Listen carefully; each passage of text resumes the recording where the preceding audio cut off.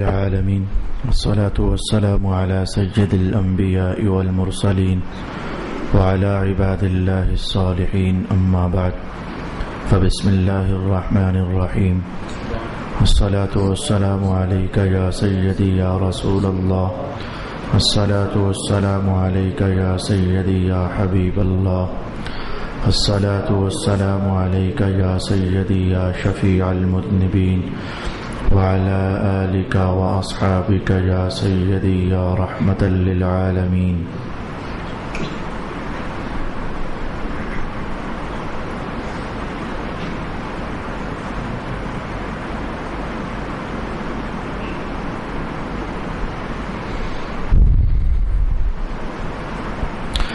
اللہ رب العالمین کے فضل سے رسول پاک صلی اللہ علیہ وآلہ وسلم نے وہ تعلیمات جو اولاد کی تعلیم و تربیت کے حوالے سے ارشاد فرمائی ہیں ہم سیکھنے کا اہتمام کر رہے تھے. ان میں سے آج کی نشست کی پہلی بات اور گزشتہ نشست کی آخری بات ان دونوں کو ملانا میرا خیال ہے کہ ضروری ہوگا. گزشتہ نشست میں یہ تھا کہ اپنے بچوں کو قرآن حکیم کی تعلیم کسی اچھے اور نیک ہو سکے تو عمر رسیدہ استاد کے پاس دلوانا، اور اگر بیٹی ہے تو اس کی تعلیم کسی قاری مرد کے پاس نہیں بلکہ کسی پارسا اور متقی قاریہ عورت کے پاس اس کی تعلیم دلوانا.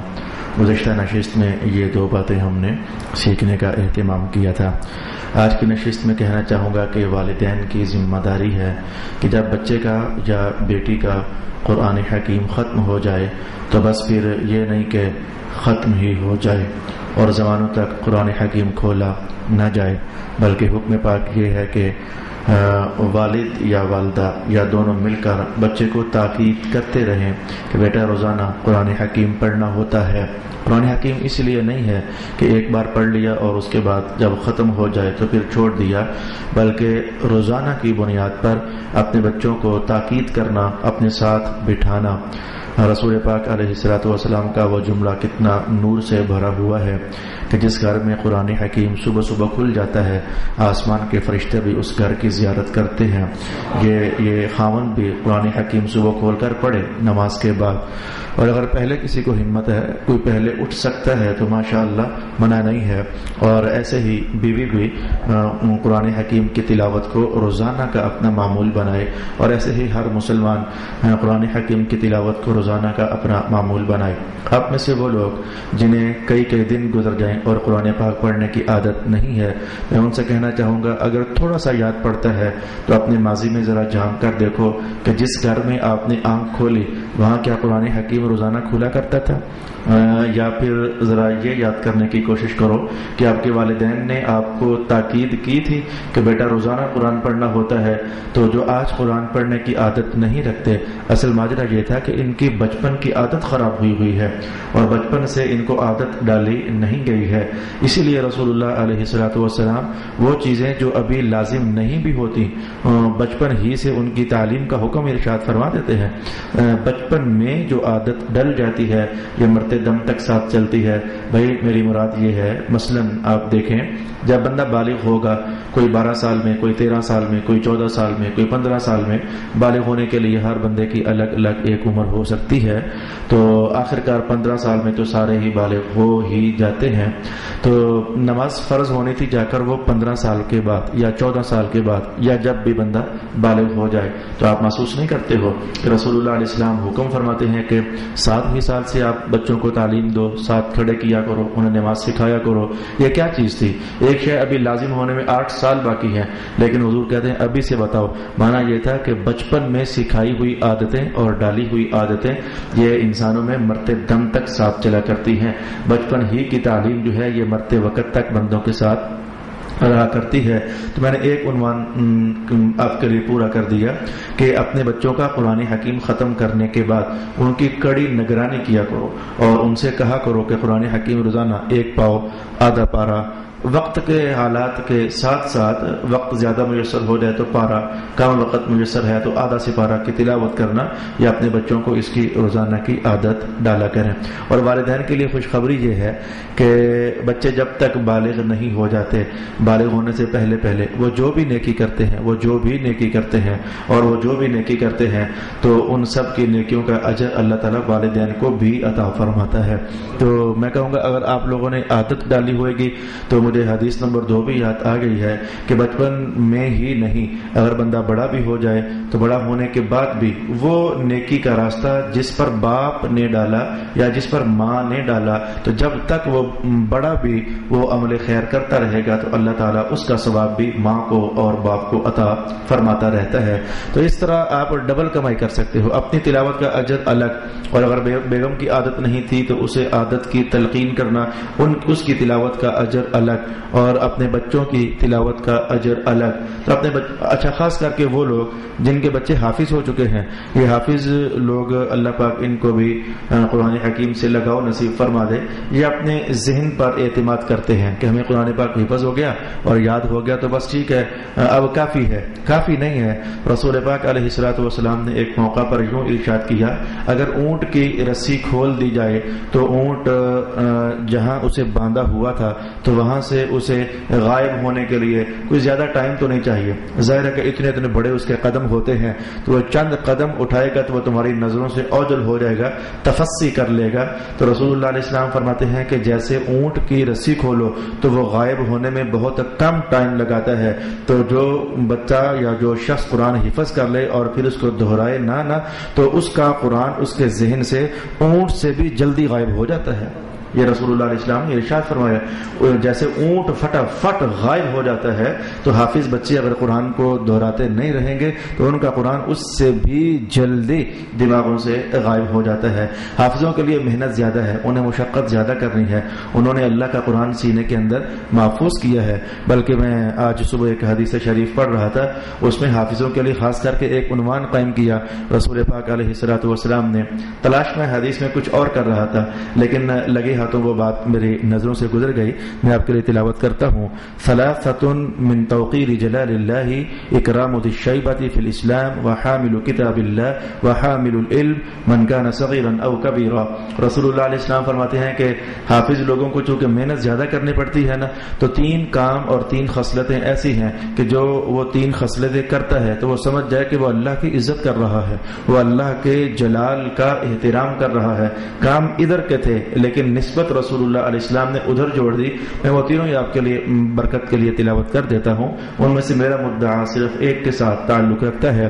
ایک تو آپ نے فرمایا کہ کسی اسلام کی حالت ہی میں بوڑھے شخص کی عزت، اسلام کی حالت میں جو شخص بوڑھا ہو گیا اس کی عزت جو شخص کرتا ہے وہ سمجھو کہ اللہ کے جلال کی عزت کر رہا ہے۔ اور پھر نمبر 2 پر فرمایا وحامل کتاب اللہ، جس کے سینے میں اللہ کا قرآن محفوظ ہے، جس نے اس کی عزت کی ہے وہ سمجھ جاؤ کہ اللہ کی کسی نہ کسی رنگ میں وہ عزت کر رہا ہے۔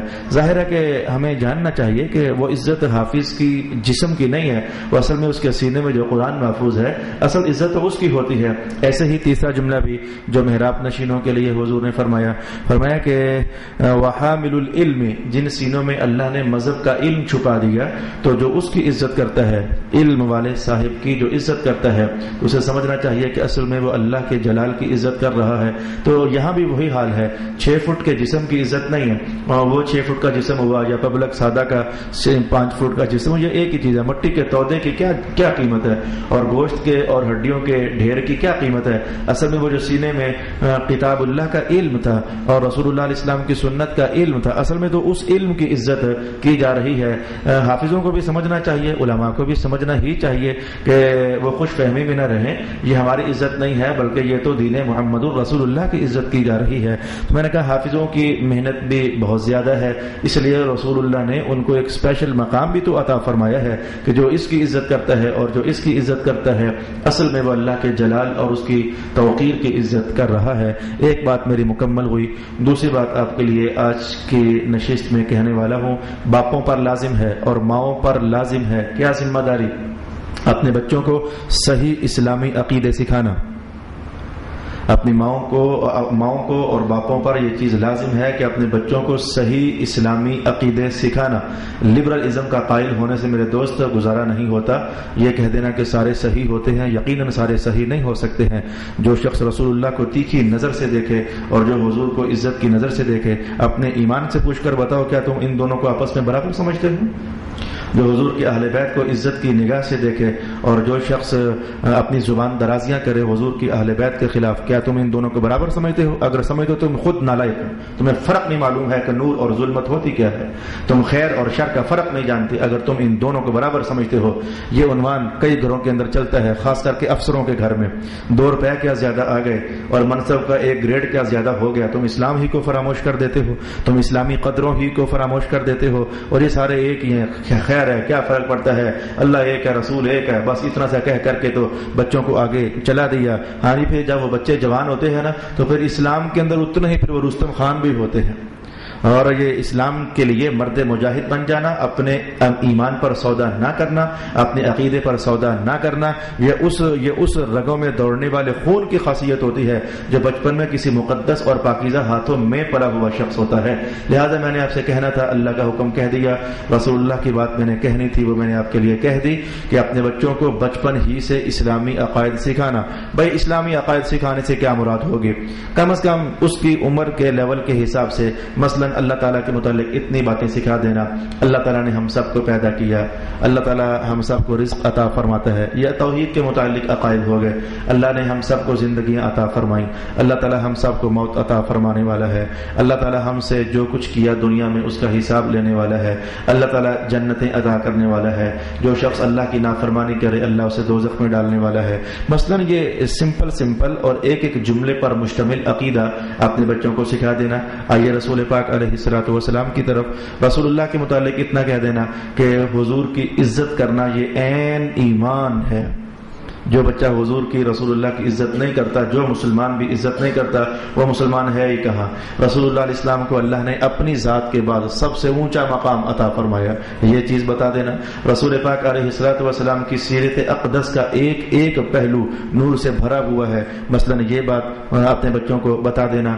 یا پھر میرے بیٹے، ہمارے حضور کی شان یہ ہے کہ سب انسانوں کو اللہ نے مٹی سے پیدا فرمایا، لیکن ہمارے نبی پاک کو اللہ نے اپنی خاص نور سے تخلیق فرما دیا. جیسے کہ یہ بات بتا دینا. یا پھر جیسے کہ یہ بات بتا دینا کہ اللہ تعالیٰ نے ہمارے نبی پاک صلی اللہ علیہ وآلہ وسلم کو اتنا وسیع ترین اور زیادہ علم عطا فرمایا ہوا تھا کہ ابھی باتیں سینکڑوں سال بعد میں ہونی ہوتی تھیں تو رسول اللہ کو پہلے ہی ان کا پتہ ہوتا تھا اللہ تعالیٰ کے بتانے سے. جیسے کہ یہ ساری قیامت کی نشانیاں رسول اللہ نے ارشاد فرمائی ہیں. قیامت قریب ہوگی تو دولت زیادہ ہو جائے گی، قیامت قریب ہوگی تو بچے اپنے والدین کے نافرمان ہو جائیں گے، قیامت قریب ہوگی تو علم دین کا اٹھ جائے گا، قیامت قریب ہوگی تو ناچ گان زیادہ ہو جائے گا، شراب زیادہ ہو جائے گی، زنا زیادہ ہو جائے گا. یہ ساری باتیں وہ ابھی کتنے 100 سال پہلے ہی رسول پاک علیہ الصلوۃ والسلام نے ارشاد فرمائی تھی. تو جیسے کہ یہ بات، یا پھر جیسے کہ آگے بڑھ جائیں تو حضور کی اہل بیت کے متعلق اپنے بچوں کو سکھا دینا کہ میرے بیٹے، جو حضور کے نواسہ تھے نا حضرت امام حسن اور امام حسین، ان کی اتنی شان ہے میرے بیٹے کہ جنت میں جو شخص بھی جائے گا اللہ پاک نے ان دونوں بھائیوں کو ان سب کا سردار بنا دیا ہوا ہے. یہ بات اپنے بچوں کو سکھانا. یا پھر حضور کی صاحبزادی والا شان کے متعلق یہ بات سکھانا کہ میری بیٹی، میرے بیٹے، حضور کی صاحبزادی حضرت سیدہ خاتون جنت فاطمہ الزہرا طیبہ طاہرہ، ان کا اللہ کے ہاں اتنا مقام اور شرف ہے کہ جنت میں جو بھی خاتون جائیں گی اللہ پاک نے ان سب کی سرداری خاتون جنت کو عطا فرما دی ہوئی ہے.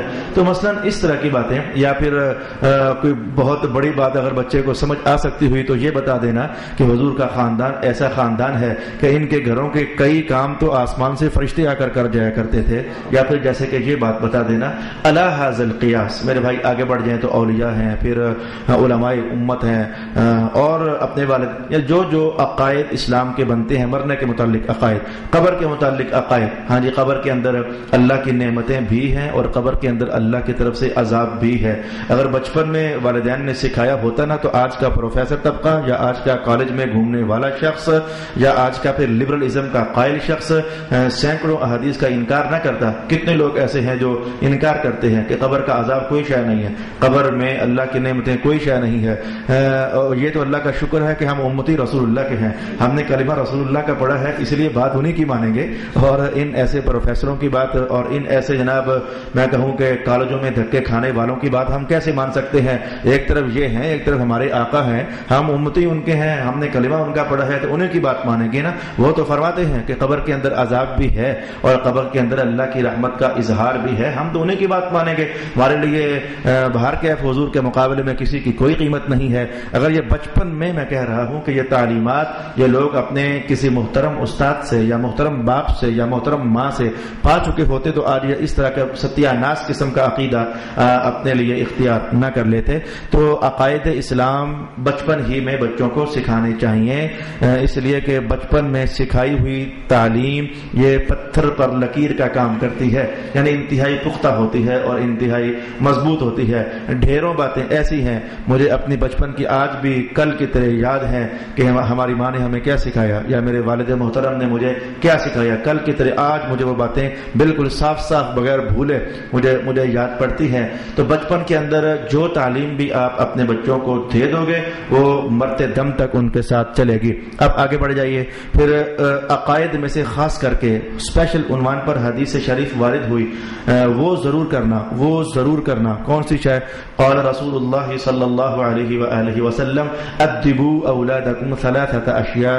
تین چیزیں تو اپنے بچوں کو اسپیشل سکھانا, تین چیزوں کا نام بطور اسپیشل رسول پاک علیہ الصلوۃ والسلام نے لیا. ان میں سے ایک یہ تھا حب نبیکم, اپنے نبی کی محبت اپنے بچوں کو لازمی سکھانا, ورنہ ستیہ ناس ہو جائے گا. یہ کہیں ایسا نہ ہو جائے کہ زندگی میں کسی ایک آدھ موقع پر کچھ ایسی حرکت کر لیں کہ ایمان ہی سے خارج ہی ہو جائیں.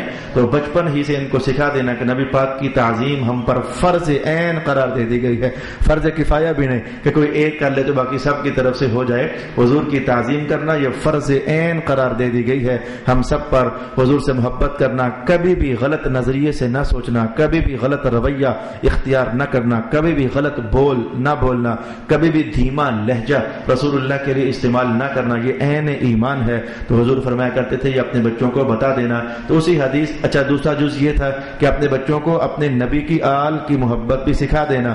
اگر بچپن میں آل محمد کی محبت سیکھی ہوئی ہوتی نا تو آج کوئی بولنے والا یہ جملہ نہ بولتا کہ حسین باغی تھا, امیر المؤمنین تو یزید پلید تھا. یہ پلید میں نے ساتھ جوڑا ہے, وہ طبقہ نہیں ساتھ جوڑتا. وہ تو کہتا ہے کہ حضرت امیر المؤمنین یزید, اور وہ تو کچھ اور بولتا ہے. میں کہتا ہوں علیہ اللعنہ, اس پر اللہ کی لعنت برس جائے. وہ تو کچھ اور لفظ بولتے ہیں. تو اگر بچپن میں تعلیم کسی معتبر شخص سے پائی ہوتی تو امام حسین پاک کو وہ باغی قرار نہ دیتے اور اس طرح کے اور گھٹیا جملے ان کے حق میں نہ بولتے. تو میں نے کہا کہ رسول اللہ کا فرمان کہ حق نمبر 44 یہ ہے کہ بچوں کو اپنے نبی کی محبت سکھا دینا اور تعظیم سکھا دینا. حق نمبر 45 یہ ہے کہ بچوں کو رسول اللہ کی آل اور اولاد کی تعظیم اور عزت بتا دینا. اور اسی 45 حق ہی میں اعلی حضرت فاضل بریلوی رحمت اللہ تعالی علیہ نے یہ حدیث بھی باہر کیف کوڈ کر دی. یہ بنتا 46واں ہے, یا اسی میں اگر ڈال لیا جائے تو چلو 45واں. اپنے علاقوں میں جہاں جہاں آپ کے علماء رہتے ہیں تو علماء کی عزت سکھانا, یہ بھی رسول اللہ علیہ السلام کا حکم مبارک ہے. اپنے بچوں کو اہل دین کی عزت سکھانا, اپنے بچوں کو اہل علم کی عزت سکھانا. اب اعلی حضرت فاضل بریلوی رحمت اللہ تعالی علیہ بہت سارے استنباطات ایسے بھی کرتے ہیں کہ حدیث کا متن نہیں ہوتا. بعض اوقات حدیث کا متن ہوتا ہے تو وہ صاف صاف وہی بات آگے ارشاد کر دیتے ہیں. بعض اوقات حدیث کا متن نہیں ہوتا, متن کچھ اور کہہ رہا ہوتا ہے لیکن سمجھ یہ بات آ رہی ہوتی ہے. یہ جو میں آپ کے سامنے 80 حقوق تلاوت کر رہا ہوں اس میں ایسا ہی ہے. کبھی تو متن صاف متن یعنی حدیث کے الفاظ صاف جو بات کہہ رہے ہوتے ہیں وہی بات آگے ہمیں پریچ کرنی ہوتی ہے. بعض اوقات حدیث کے الفاظ میں کچھ اور ہوتا ہے لیکن آگے سکھانا کچھ اور ہوتا ہے. میں ان دونوں کی مثالیں آپ کے لیے کہہ دیتا ہوں. یہ جو ہم 80 حقوق سیکھ رہے ہیں ان کے حوالے سے میں دونوں باتیں آپ سے کہہ دیتا ہوں. جیسے کہ ابھی آپ نے 46واں عنوان بچوں کو تعلیم دینے کے حوالے سے یہ سیکھا کہ انہیں جیسے نبی کی تعظیم سکھانا، آل محمد کی تعظیم سکھانا، ایسے ہی اہل علم کی عزت کرنا بھی ان کو سکھانا کہ علماء کی عزت کرنی چاہیے، یہ ان کو سکھانا۔ اچھا، اس پر حدیث کے الفاظ کیا تھے؟ میں جو الفاظ ہیں وہی معنی ہے اور وہی اس کا مفہوم ہے۔ رسول پاک صلی اللہ علیہ وآلہ وسلم ارشاد فرماتے ہیں، دو طرح کے متن میں آپ کے لیے تلاوت کرتا ہوں۔ تین چیزیں ایسی ہیں کہ جس بندے نے ان تین چیزوں کو اختیار کیا تو اسے اللہ نے ایمان کی تین اور خصلتیں عطا فرما دی، یعنی اس کا ایمان تین درجے اور اونچا ہو گیا۔ ثلاثۃ خلال من جمعہن فقد جمع خلال الایمان، تین خصلتیں ہیں جس نے ان کو لے لیا، اپنے وجود میں اتار لیا تو سمجھ جاؤ اس نے ایمان کی تین خصلتوں کو جمع کر لیا۔ ان میں سے ایک کیا تھی؟ ہمارا عنوان نہیں لیکن میں بطور برکت تلاوت کرتا ہوں، الانفاق من الاقتار، حالت غربت میں بھی کچھ نہ کچھ اللہ کے راستے میں خرچ کرتے رہنا۔ یہ ہمارا عنوان نہیں، اس لیے میں بحث نہیں کرتا۔ الانصاف من نفسک، اپنے آپ کے ساتھ انصاف کر، یہ جس نے یہ کر لیا، اپنے آپ کے ساتھ انصاف کر لیا، اس نے ایمان کی ایک اور خصلت کو جمع کر لیا۔ میرا یہ بھی عنوان نہیں، اس لیے میں اس پر بھی بحث نہیں کرتا۔ تیسرا جملہ حضور نے فرمایا، بذل السلام للعالم، کسی عالم کو سلام کرنے میں پہل کرنا، کوشش کرنا کہ میں سلام کرنے میں پہل کر جاؤں۔ یہ بڑی پرانے زمانے کی عادت ہے، ہمیں اس سے غرض نہیں ہے۔ ہمیشہ خیر اور شر چونکہ باہم متصادم رہتے ہیں، لڑتے جھگڑتے رہتے ہیں، جب بھی کسی علاقے میں یا کسی جگہ پر کوئی صاحب علم اور صاحب دولت آپس میں آمنے سامنے ہو جاتے ہیں تو صاحب دولت کا خیال یہ ہوتا ہے کہ چونکہ مجھے ہر طرف سے دولت کی بنیاد پر سلامی ملتی ہے تو یہ صاحب علم بھی آئے میرے پاس اور جھک کر کے مجھے سلام کرے۔ اب صاحب علم کی اپنی مجبوری ہوتی ہے، وہ سمجھ رہا ہوتا ہے کہ عزت کرنے کے معیار کیا ہے، وہ اب اس کی طرف جاتا نہیں ہے، یہاں سے کلیشز پیدا ہو جاتے ہیں۔ میں کہتا ہوں کہ 2 روپے آ گئے، 2 روپے آئے پر عقل نہ آئی، دین نہ آیا، مذہب نہ آیا، تم جو اس انتظار میں ہو کہ ہمارے علاقے کا عالم ہمیں آ کر سلام کرے، تمہیں پتہ نہیں ہے کہ حضور تو یہ سمجھا رہے ہیں کہ بذل السلام للعالم، کہ اے پبلک تمہارا حق ہے کہ تم جا کر اپنے عالم کو سلام کرو۔ اچھا، ایک حدیث ہو گئی یہ۔ اچھا، دوسری حدیث میں کہنے والا ہوں، اس میں الفاظ میں تلخی بھی ہے اور سختی بھی ہے۔ رسول پاک علیہ السلام فرماتے ہیں کہ 3 بندے ایسے ہیں کہ جن کا حق وہی بندہ کم کرے گا جو خالص منافق ہے۔ ثلاثۃ لا يستخف بحقهم الا منافق، 3 بندوں کا حق وہی بندہ ہلکا جانے گا جو درجے میں خالص منافق ہے۔ بین النفاق، جس کا نفاق بہت واضح ہے۔ ایک ان میں سے پھر وہی بزرگ شخص، اسلام کی حالت میں جو شخص بوڑھا ہو گیا، اس کی عزت جو نہیں کرے گا وہ خالص منافق۔ عنوان یہ ہوا۔ الامام المقسط، جو شخص اپنے حاکم وقت کی جو کہ عادل درجے کا بندہ ہے اس کی عزت نہیں کرے گا، سمجھ جاؤ وہ خالص پکا منافق ہے کردار کے اعتبار سے۔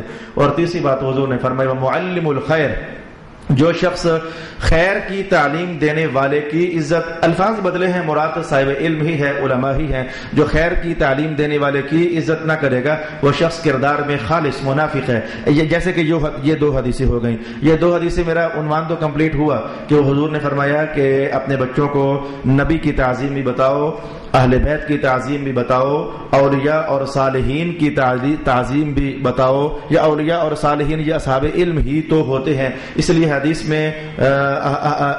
میں علم کا حوالہ ہوا اور ولایت کا حوالہ بھی اپنے مقام پر بارکت ہے، جیسے کہ وہ حدیث قدسی کہ جب اللہ کسی سے محبت کرتا ہے تو زمین والوں کے دلوں میں اس کا پیار ڈال دیتا ہے اور اس کی عزت ڈال دیتا ہے۔ یہ دیکھو کہاں سے وہ جملے نکال کر کے تو اہل اسلام نے ان حقائق کو اور ان حقوق کو محفوظ فرمایا ہوا ہے۔ تو یہ میں نے وہ بتایا کہ متن میں جو صاف ہوتا ہے وہی آگے ہمارے لیے حکم بھی وہی ہوتا ہے۔ اب میں ایک مثال بنتا میرے پاس حق نمبر 54 ہے، 54 حق بنتا ہے، لیکن سمجھانے کے لیے یہ بات مجھے اس لیے ایک دم سے ضرورت محسوس ہوئی سمجھانے کی کہ بعض اوقات جب میں یہ پڑھ رہا ہوتا ہوں اعلیٰ حضرت فاضل بریلوی رحمۃ اللہ تعالی علیہ کی 80 بیان کردہ حقوق، تو میری طلب ہوتی ہے کہ آپ نے خود فرمایا یہ سارے کے سارے حدیثیں مرفوع ہیں، جو میں آپ کو بیان کر رہا ہوں حدیثیں مرفوع ہیں، تو میری طلب ہوتی ہے کہ میں رسائی بھی کروں کہ یہ متن کہاں ہے، یہ حدیث کہاں ہے، یہ حدیث کہاں ہے۔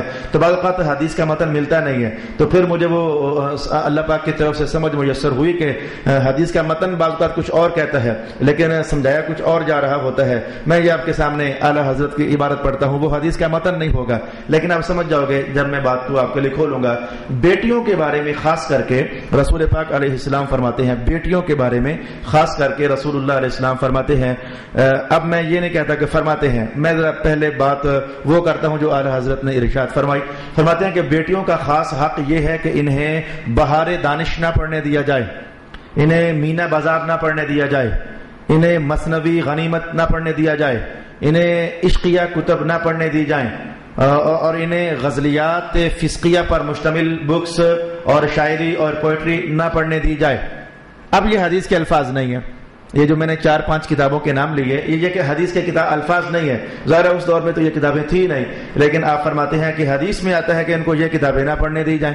آپ یہ اس بات کو سمجھیں، آپ جو ساری زندگی ڈھونڈتے رہیں کہ کس حدیث میں حضور نے فرمایا ہے کہ بیٹیوں کو بہار دانش نہ پڑھنے دو، بیٹیوں کو مینا بازار نہ پڑھنے دو. اب تو یہ کتابیں آج کے دور میں بتاتا ہوں، آج کے دور میں یہ کیا ہے، میں بتاتا ہوں آج کے دور میں یہ کتابیں کیا ہیں.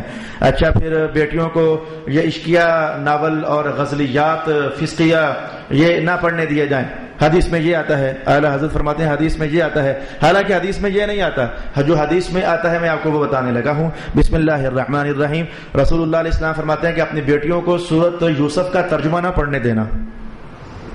حدیث کے الفاظ یہ ہیں، اپنی بیٹیوں کو سورۃ یوسف کا ترجمہ نہ سکھانا. حدیث کے الفاظ یہ ہیں. پھر اگلے الفاظ یہ ہیں، کیونکہ اس میں ایک عورت کے مکر کی کہانی ہے، زلیخا کی، وہ اس کا ایک عشق پر مشتمل ایک مکر ہے.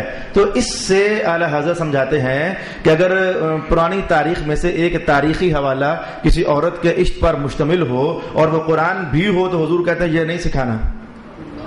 وہ جملہ سمجھے میرے بھائی، عشق پر مشتمل داستان ایک قرآن میں آئی ہے. قرآن میں لانے سے وہاں اغراض و مقاصد کو عشق کی بات نہیں کہنی ہے. وہاں تو اغراض و مقاصد یہ ہیں کہ لوگوں دیکھو حسن نے کتنا حملہ کیا لیکن نبی ہمیشہ کی طرح پاک دامن ہوتا ہے.